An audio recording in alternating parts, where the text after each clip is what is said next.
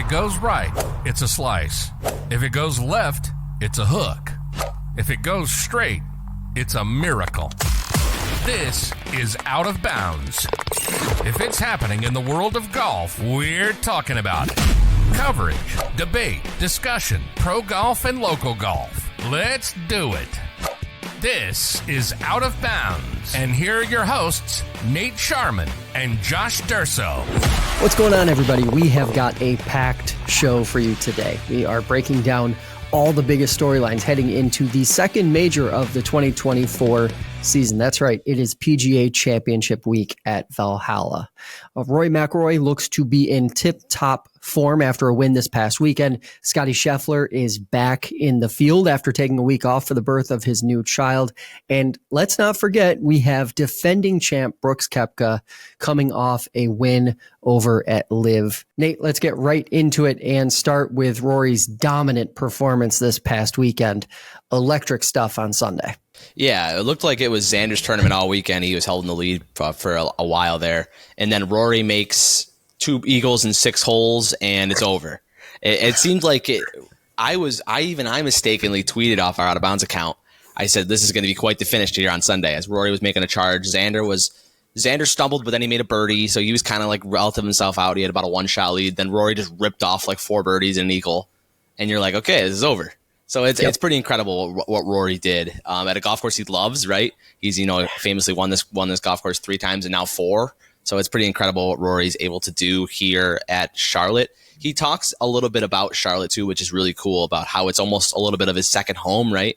Just how the people have been so good to him and how he's had so much success on this golf course. So that's just really cool to have a guy like Rory McIlroy be able to win your golf tournament for those people of Charlotte. I feel like this is going to be the tournament. So, you know how the Genesis, it slowly turned into Tiger's tournament? I feel like this is going to be the tournament that turns into Rory's when Rory gets to the back of his career. Yeah, definitely. I could see that happening for sure. Because, I mean, just looking at the performance itself, I mean, it puts him in excellent shape for coming into the PGA, of course. It knocks down any concerns that might have lingered from the week prior when he won the team event down in New Orleans. Obviously, getting a win by yourself is a lot better than getting a win in a non-elevated event where you're playing with somebody else. But, it's just really impressive what he did from tee to green. Lead strokes gained off the tee and tee to green. He was inside the top 10 in all the other strokes gained categories, which, is a well-rounded performance, and it didn't look like there were any major gaps in his game heading into the PGA. So you got to think for him, he must feel super confident coming into this week. I would just say that linking this back to Scottie Scheffler, obviously he wasn't even in the field this past week. That may be the big difference. A great week from a great player like Rory, and the kind of run we've seen Scottie be on now for like 18 months, where he just leads every single strokes gained category and he wins. And, it'll be very interesting to see. It sets up potentially a fascinating showdown between Rory and Scottie. I did think it was funny that Rory tipped his hat to Scottie, noting a couple times that he now knows how it feels to play like Scottie, because he felt like he really had it and had everything that he needed in the bag. So good stuff all the way around. It was still exciting, even though it was kind of a rout at the end there. I still thought the finish was exciting. Obviously, he hits it into the hazard on the last hole to soften the lead a little bit, but still wins by 5. Yeah, anytime Rory's in that position, it's just exciting, right? You see him, he hits it just ludicrous far off the tee, especially when he's bouncing like that. When you look down the fairway and he's got the strut going, he's got everything going, Josh. And it's interesting that you bring up Scottie Scheffler, because I don't think you can poke holes too much in this win without Scottie Scheffler, because people say, well, Scottie wasn't there. What does this mean? Josh, Rory led, like you said, he let in a lot of the strokes gained numbers. He let in he putted well. He played very well in that sense. I don't think even Scottie Scheffler beats him this week at Valhalla, in my opinion. Really? No, I don't take much into that to think that's not Scottie not being there would really put him in that number. I mean, Rory won by 5. He was by far the best golfer there. I have a hard time thinking that even Scottie Scheffler, the best golfer on the planet, could contend with him last week. Interesting. I always wonder what the dynamic would have been then if you kind of flesh that out and think like, would he have been able to go on that run if Scottie were in the field? Would he have been coming back from? I no disrespect to Xander, and we're going to talk about him in a minute, but coming up from behind on Xander is a lot different than being 2 or 3 strokes behind Scottie Scheffler on Sunday. As we've learned, this is Rory at Valhalla. It's just a little different. He's just so comfortable there, and the crowd's on his side. It's just a little bit different of a scenario in that sense, I think. Yeah, no, it's absolutely true. And fortunately, we'll not have to deal with that because he wasn't in the field, and now we'll see how they go this weekend. Thoughts on Xander not being able to get it done again? I know this is kind of like a repeated narrative about Xander Schauffele not being able to get it done. Typically, I'm out here leading the charge, saying as much as anyone about that. But I kind of feel like this one was taken from him. I feel like Rory went out and took victory. Like he went out and he won. It feels different than, Xander just playing really poorly from start to finish on a Sunday or just kind of like falling off. What do you think? Yeah, he definitely didn't play poorly on Sunday, but he didn't play well either. I think he shot even par. Yeah. He didn't really like do a lot for himself, in my opinion. I know that Rory played this amazing round and went and got it from him, but it's just so almost heartbreaking to see Xander blow another lead, right? We've seen this time and time again from Xander in big moments. And, he's a good guy, good player. It takes a really long time, Josh. That's not something I really knew about him. I knew that he was a slow player, Josh. I didn't know that he stared at the golf ball for that long, but he does. But it's just also, I will say about the pace of play thing, it just hits so different with him and Rory playing in the same group. Oh, yeah. Rory hits it pretty fast, and Xander takes a long time. But going back to Xander, I think it's just interesting to me. It's just, when is it going to happen for this guy? I mean, this guy is a world-class player, in the top 10 in the world in all categories, right? But he just can't seem to get it done. So when is it going to happen for this guy? It really is a puzzling scenario for me.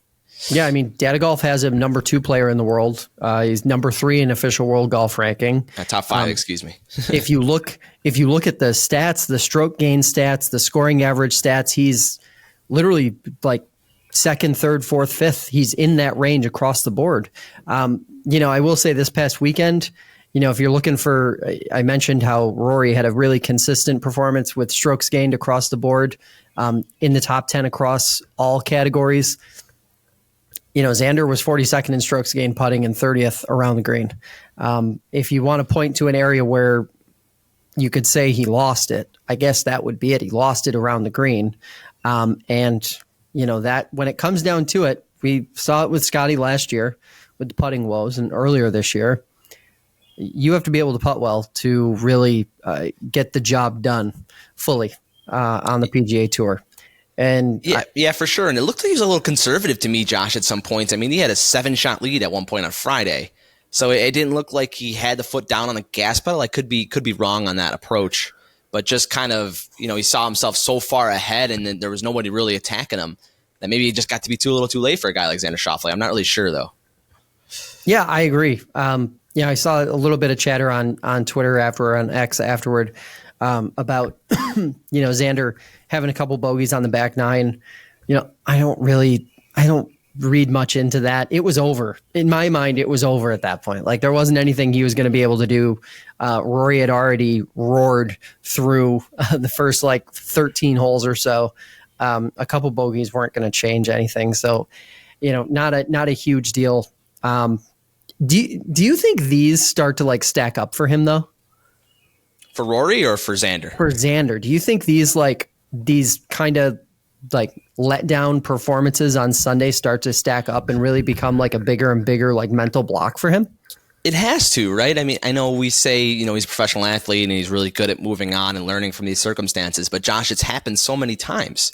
When does it become to say to yourself, I can do this? He can point to the Olympics and say, what, that's in me. I'm able to do it. So I think that helps a lot that he has done it on a big stage before. But it just hasn't been recent. It hasn't been for a few years now that Xander's really done that in his high profile, big stakes.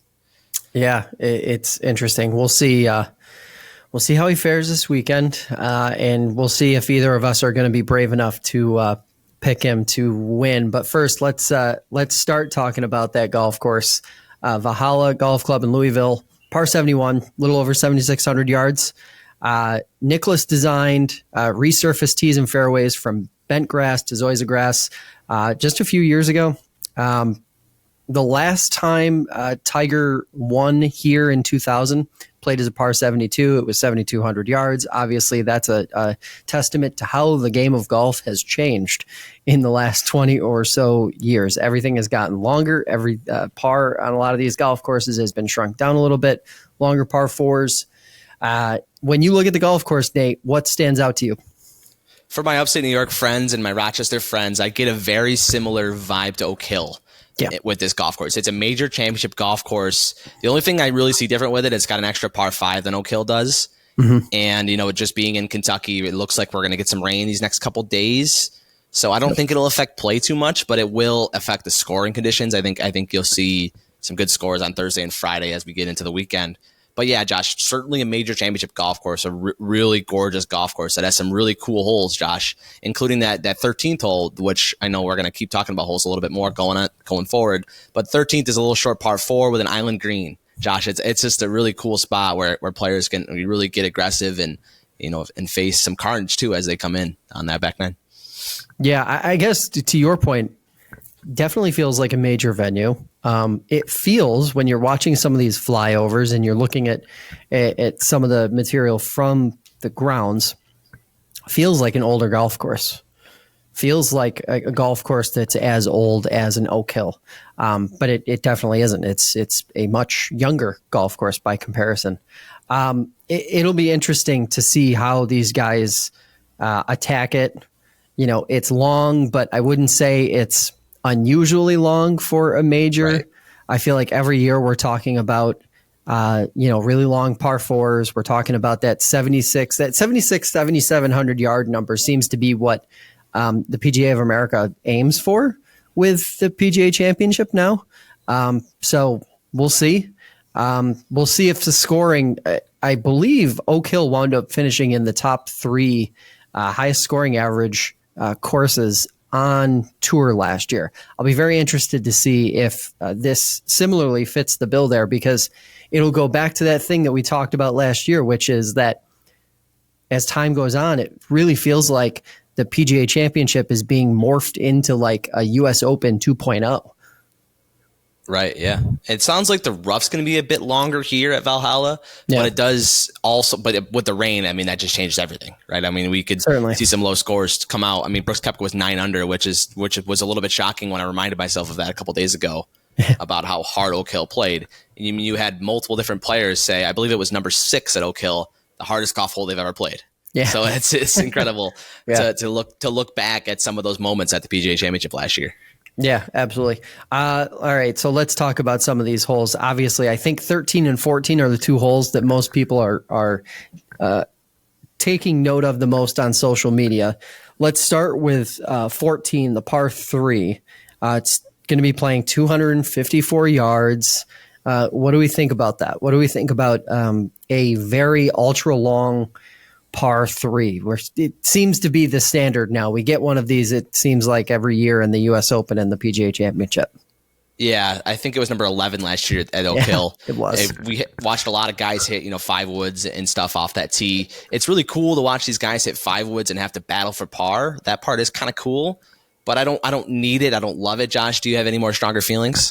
I hate it. I really, really, really hate it. Like, I'm so tired of these Mickey Mouse par 3s. It's like, I don't want to watch the best players in the world have to turn around and hit a 5 wood, or some of these guys may be hitting 3 wood to get there, because depending on where the wind is coming from, a 255 yard par 3, if you get a little bit of wind, is all of a sudden going to be playing 265 or 270. And another thing that I'm really not crazy about is it's the 14th hole. Fast forward to Sunday, and a hole, a par 3 that's 254 yards. I don't want that to decide the championship. And it could. If it were on the front nine, I guess I would feel a little. It might not bother me as much if it were, say, on the front half of the front nine where you've got time to make up for it. But we talk about what people like to watch when it comes to professional golf, what they want to see, especially on TV. They don't want to see these guys battling for bogeys and double bogeys because a hole has just been stretched out too much, and they're hitting a 5 or a 3 wood that they can't land softly, and no greens in regulation. Yeah, and it's hard to make a birdie too. It's hard to really hit that close, which is really fun on a par 3. You won't see a lot of one opportunities, right? Which is something that patrons and everyone loves to see. But you still will see these guys make some birdies on that hole too, especially with some areas to run it up on. But I do agree with you, Josh, a little bit that it is just getting a little bit insane. What are we trying to prove here as we play these extremely long par 3s? It goes back to the thing we've talked about so many times, which is if stretching golf courses out is the only way that the innovators and the managers of these places can think of to challenge these guys, then they're just not being creative enough. There are other ways, and at the end of the day, I don't mind a 200 or 220 yard par 3. Make it a standard par 3 where they're hitting a mid iron in, and let's see some scoring. So what? Maybe it becomes an automatic birdie on the last day. I'd rather see a bunch of birdies on the 14th hole on Sunday than see a bunch of bogeys and maybe worse, and a player or two just completely blow their shot at winning on a hole that's basically a fairway wood in. As we talk more and more about this hole, it starts to think about that golf ball roll back, right? They lower this hole to 200 yards and they roll the golf ball back. It like you said, Josh, if innovators think that we need to keep stretching the golf course out, then I lean more and more towards the golf ball roll back. But that's a whole separate discussion. Yeah. And look, as far as that goes, to if that's the problem we're going to solve because no one wants to approach this problem any differently, then yeah, I guess that's what we're going to have to do. We were just, before we came on the air here, we were just talking about 13, another really interesting hole. Potentially maybe the most visually intriguing hole. You've got the island green that's sort of built up on rocks, pretty small green, not really sure how the rough's going to be cut around it. So if you miss the fairway on 13 and it's a short par 4, I think it's one of the shorter par 4s on the whole course. If you miss the fairway, it could be hard to even hold the green. You might see some weird layups, guys having to lay up in lieu of actually going for it if they can't stop it. Yeah, it's like you said, Josh, it's going to be really tricky to see how they mow that grass around the green. I think is even more popular because you see these guys hitting that approach shots into a pin, and if it's a short pin, they're putting a ton of spin on the golf ball, and they could spin it off the green. And if that rough is short, then the ball could trickle in the water. So that's something we're going to be really looking for as we go through this week. Yeah, absolutely. Okay, so let's talk about the tournament itself. Last 5 winners: Brooks Koepka, JT, Phil, Colin, and Brooks, dating back to 2019. 8 of the last 11 winners finished top 15 or better in their last start before winning the PGA Championship, and 7 of the last 8 winners played in an event 1 week before the PGA. Odds, the names you'd expect: Scottie Scheffler, Rory McIlroy, Xander, Brooks, Rahm, Ludwig, Max Homa, Bryson DeChambeau, and Collin Morikawa round out your top 10-ish guys. The odds actually have shifted a little bit since I looked at this last night, modestly. Any picks you're avoiding this week?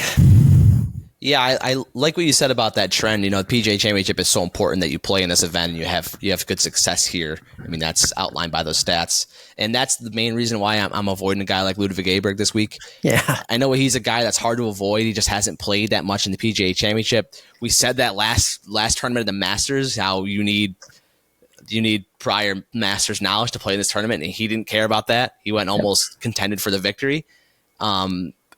But also with Ludwig, he had to pull out of Wells Fargo. He had a little bit of injury, cited a little bit of that about that knee going on. I haven't heard much about him, but in your second stat there, you have to play in the week event before the PGA, and he didn't. So that's another reason why I'm avoiding the young Swede. Yeah, I agree with that one. And I don't necessarily take it as a no news is good news situation. I almost take it as a no news is no change situation. So that knee potentially still is an issue. I'm also, I hate to say this, I tried to talk him up a little bit earlier in the program, but I'm avoiding Xander like the plague. He just, at some point he's going to get it done, right? You and I can both agree to that. Oh, but most definitely. I don't think it's going to be in this kind of venue under these circumstances in this condition, because if you tell me he's going to be tied for the lead on Sunday, I'm picking whoever he's tied with. Yeah. I mean, it sounds terrible to say, but like, I think he needs to get a non-major win under his belt before I have enough faith in him to pick him for a major. Yeah, he just hasn't won anything. I mean, if he could possibly win an elevated event, right, then Josh, then he's really right up there with who we're talking about. It's crazy to me that he's in the top 3 of odds, though, or top 3, top 4, as we look at the PGA Championship. Is that an issue? Like we have talked about this so many times, and actually we're going to talk about JT in a little bit, a former winner here, who I finally have noticed that the odds makers have started to boot down a little bit in the week-to-week rankings. Like, it seems that the odds take a long time for underperformance to really be considered properly. Yeah, I've always kind of had that feeling with a guy like Rory McIlroy in majors, and then he kind of shoved it in my face with these wins the last couple of weeks. Now he's in the right spot. I mean, the famous joke at the Masters was, Rory was right around 10-1, and people were saying if you bet $100 on Rory, you'll lose $100. So it's kind of funny when they talk about odds, Josh. It's a really fun thing to study because obviously Vegas is extremely good at it. But it's weird with golf because one guy wins out of all these players. So it's really hard to study that and look at it. But I think it's well placed this week, especially with how well Rory played. I think he's right around 7-1. So to that end, would you feel confident picking him this week, given that it would basically mean he wins back to back to back? I feel like that's very hard. But I think when you're thinking about picking a guy in golf, this is always the way I approach it, is you're just looking for him to contend, right? And then you'll see what happens. Yeah. And I would be shocked if Rory doesn't contend this week. A tournament he's won the PGA Championship at Valhalla before. He's playing the best golf of his career. Last week, before the event, it comes out that Rory tried to rejoin the policy board with Webb Simpson going to be resigning here, and they said no. So, Rory's playing a little bit pissed off in my mind, right? And when Rory's pissed off and when he's strutting, he's one of the best golfers in the world. So I don't expect him to not contend this week at the PGA Championship. Yeah. Let's talk winners. Who do we think, if you have to put a couple bucks on somebody right now, who do you got? I don't usually do this, Josh, but I'm taking the favorite. Give me Scottie Scheffler. It's all this noise about him having his first child. Congratulations to the Schefflers, by the way. Baby boy Bennett came out not too long ago, so pretty exciting time for them, right? But Scottie's at the PGA. He's there on Monday. You saw yesterday when he had an interview on the Golf Channel and talking about that.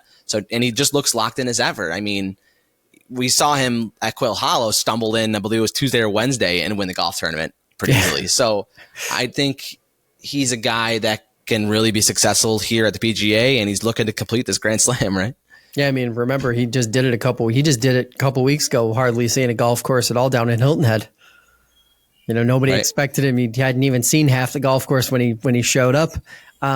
I'm with you. I'm picking Scottie. I've been picking Scottie now for the last several weeks now, it seems, when he's been in the field. And how can you bet against him? I mean, he's just played out of his mind. And, my question is, if Scottie Scheffler goes out and wins now with a newborn at home, new father, new parents, does that, where does that leave the rest of the tour for the rest of the season? Because I think if there were ever a moment where there were going to be a lull in his week in, week out performance, now would be it. Now would be when it would happen. If we don't see that this week and he goes out and he wins, whether it's dominant or whether he just squeaks by and wins, where does that leave? Obviously, we're talking about the Grand Slam. That's in play. But where does that leave the rest of the tour looking up at him for the remainder of the season? Yeah, Josh, I don't know. I think you put a good point in that lull idea, and I think that's kind of what PGA Tours and the PGA Tour players in the back of the head are thinking about, right? Yeah. We need this guy to not just ball strike his way around the golf course and make putts. But it's going to be really interesting to see if Scottie Scheffler does, maybe, because I think he could just wipe this field out and keep it moving, right? So it's shocking. What do you think, Josh?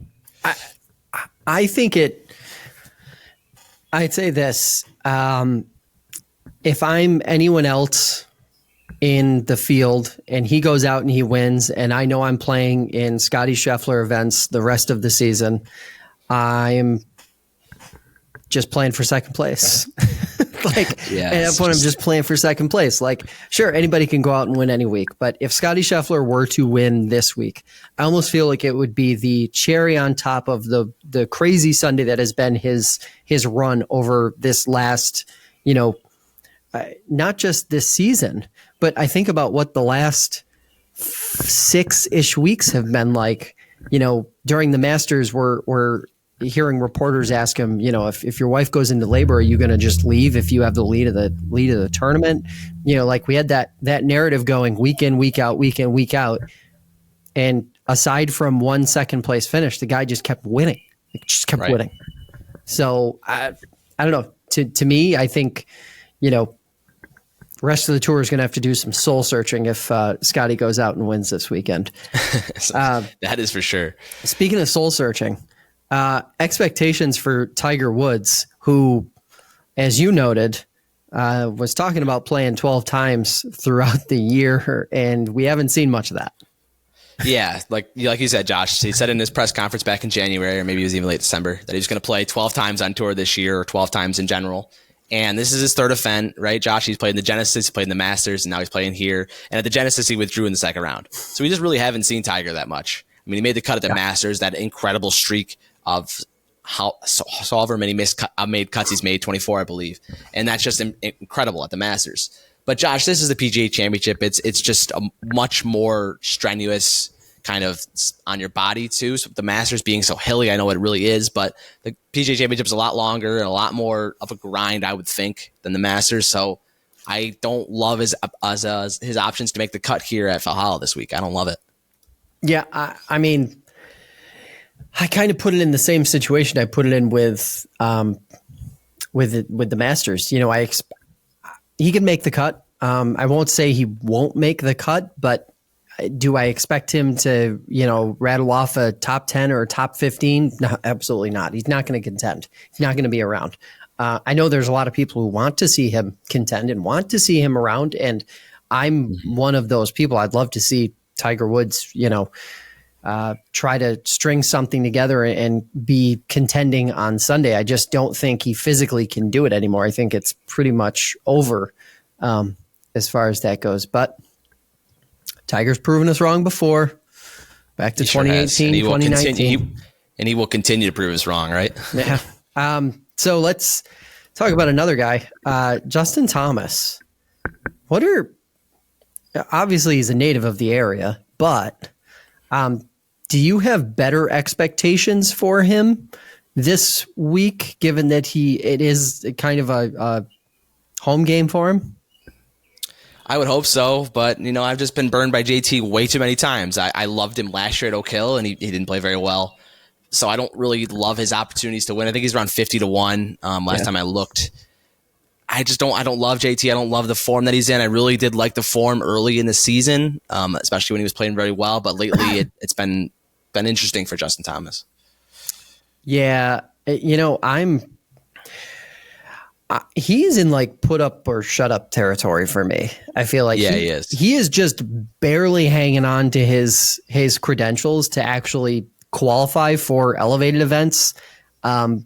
He hasn't really shown up at all.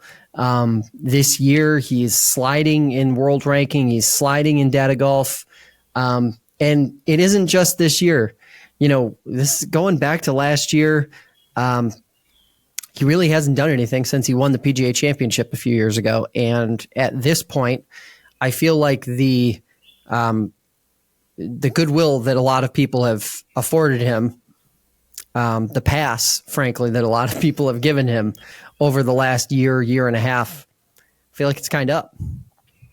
Yeah, I think you're definitely right in that put up or shut up mode for Justin Thomas. We got to see something. Yeah, I mean, how comparable do you think this is to the slide that we saw Jordan Spieth go through a bunch of years back? Yeah, Jordan Spieth almost took it a little bit more by storm, right? I mean, he couldn't miss for a little while there from about 15 to 20 feet, right? We saw all the antics with Jordan Spieth. So a little bit different in that regard, but it's just... What about the decline? It's definitely very similar, though, of the two of them. It's very similar. You know, them being friends, too, makes it even funnier that these two guys have very similar declines. Yeah, it's interesting to me because it seemed like, you know, if you're going to kind of compare the two, and obviously JT is still going through his decline, right? Like his is still happening right now.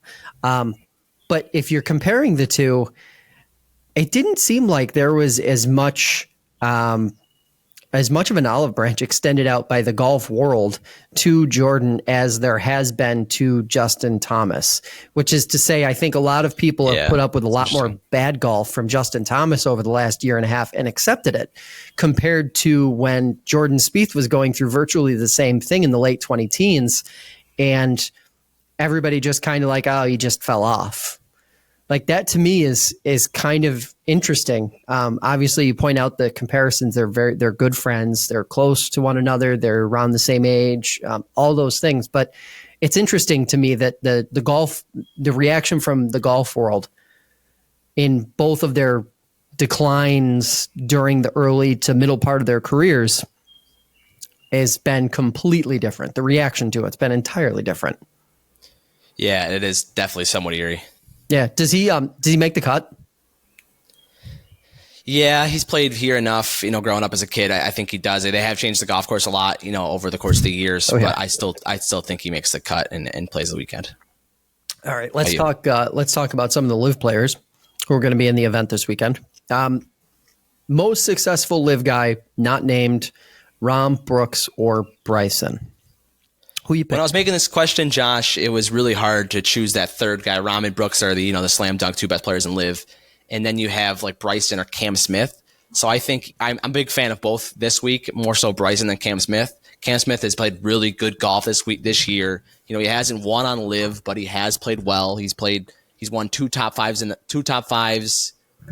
LIV, not a win. Yeah. A T6 at the Masters, a T9 at Oak Hill. I believe he won in Australia too this calendar year. Yep. Don't quote me on that too much, but I think this guy knows what to do. He knows how to play major championship golf. You know, a former major champion at the British Open a few years ago. So I think Cameron Smith is one of your best LIV guys to play. Josh, do you think it's the same way? Yeah, you know, I'm with you there on Cam. I just think Joaquin Niemann is the other one for me that, you know, if I wouldn't be surprised at all if Smith and Niemann just finished ahead of those three guys that we named this weekend. Because the one thing that stands out to me about Cam Smith since he went to LIV is he hasn't necessarily contended to win any major that he's played in. But he's been around on Sunday every single time. And he's had respectable finishes in, I think, nearly all of them.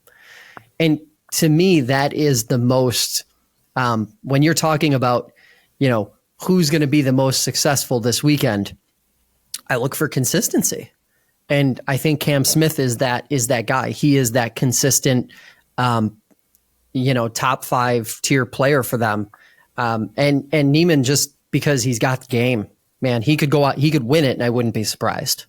What about Taylor Gooch? Could.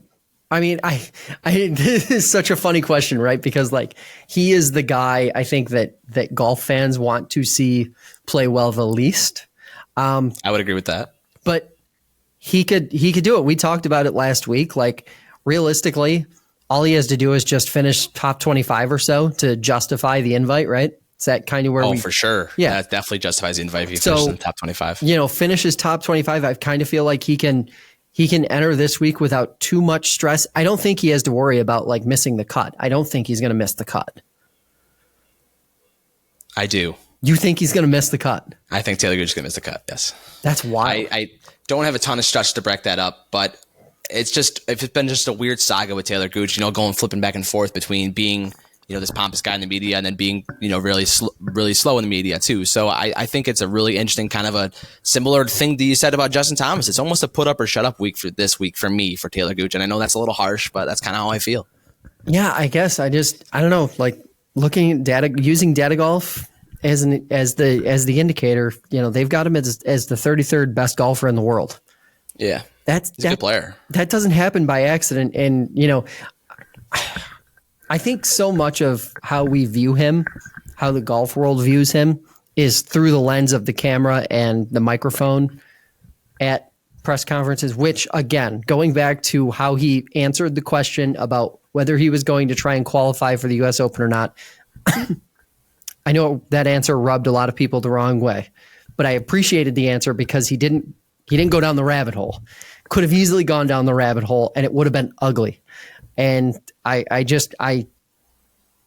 not going to pick him to finish as well as a Cam Smith or Joakim Niemann, but I think he has a respectable finish. I guess it'll be interesting to see which of us is closer to right here, with you just thinking he's not even going to make the cut at all. That question really rubbed me the wrong way because of how it was answered with his teammates. You had Graham McDowell talk about the U.S. Open and how he's going to try to qualify here and play here, this local here. And then you had Kokrak do about the same thing, right? Maybe a little bit less words than GMAC. And then you just turn to him and he says 4 words about not even trying to qualify. That's the only reason that was really a little bit weird in my sense. Yeah. Yeah. I don't know. I guess I have thoughts about Graham McDowell trying to qualify for the U.S. Open too. But hey, that's a conversation for another day. I don't blame you. Okay, let's talk about sleepers across the board, Live and PGA Tour guys. Whole field. Who do you have as far as your sleepers for this weekend? I love me some Sepp Straka this week. Sepp Straka has been a guy that I've liked for a while now. He just hits the golf ball very far and kind of fits this golf course, and he's played well. He played well at the Masters. I don't have the exact finish here. Played well last week, did struggle down the stretch a little bit at the Wells Fargo. So he's playing some really good golf and playing some of his better golf. I think he comes in around 100-1. I don't necessarily think he's going to win the golf tournament, but definitely a good guy to have in your DraftKings lineups. And then Sahith Theegala is my other one. I think Theegala has played very well in these big tournament senses. He doesn't win at all or very much and has some tough times down the stretch, but I think when he plays his big major championship golf, Sahith steps up to the plate. Yeah, you know what? And I don't even know if this is a sleeper. You can check me on it if you want. Colin Morikawa. He's won. I like that. No one's talking about him, and he's played well this year. Does anyone talking about him? Ever talk about him? He's obviously found his golf game again, and he's a former champion here, Josh. I think that's a great pick. He looked good at the Masters, right? Yeah. He's looked good at the Heritage too. Yeah, looked good there too as well. I like him as a sleeper pick. I think he's hovering in like the 25 to 1-ish. Yeah. Yeah. 25, 28 to 1. I like that. I also like Akshay Bhatia. To me, that's a real dark horse. That is. But at the end of the day, who knows? You never know. It could happen. Right. I like it. Will Zalatoris. I know we didn't actually have it on the outline here, but what expectations do you have for him coming in? First of all, Josh, do you have the odds right in front of you? What is he sitting at? Right around 30, 35 to 1? I think that'd be a good value play. I know he did struggle last week at the Wells Fargo down the stretch, but we've seen him. Oh, he's that big? Okay. He's a guy that he's played very well in the PGA Championship. That year against Justin Thomas, they played in a playoff together.